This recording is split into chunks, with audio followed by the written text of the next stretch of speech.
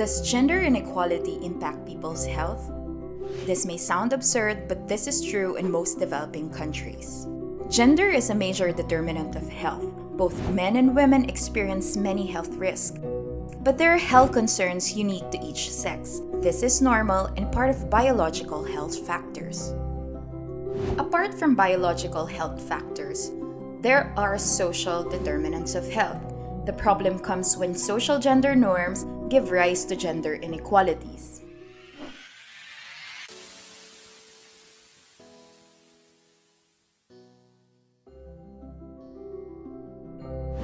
Gender inequality plays a larger role in determining health risk, needs, access to healthcare, and health outcomes.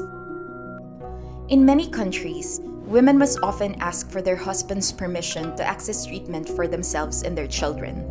This contributes to underreporting of malaria cases among women globally. Similarly, in Cambodia, women who needed their partner's permission to test for HIV were 73% less likely to go to the hospital and undergo the testing. In Vietnam, a study shows that women of lower educational level and economic status have higher proportions of death due to complications from pregnancy or childbirth, as compared to women with better economic opportunities. In the Philippines, nearly 1/3 of the population has no form of health insurance.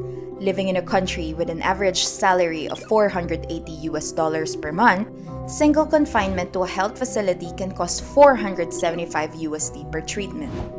In some countries, reproductive health awareness is considered a taboo for unmarried women, even with a reproductive health law in place. This makes it harder for women to access the healthcare they need. Gender pay and pension gaps put women at risk of poverty and social exclusion. It creates barrier for health services. Juggling multiple roles with the expectation to tend to domestic roles make it difficult for many women to visit health facilities during opening hours. The multiple burden for them often results in self-treatment. Lastly, ineffective health interventions. The lack of integration of sex and gender considerations into health systems limit our ability to develop and implement effective health policies and plans. So, how might this problem be addressed? Gender equality should be a core for health system as a whole. We should start moving away from a one-size-fits-all approach in health.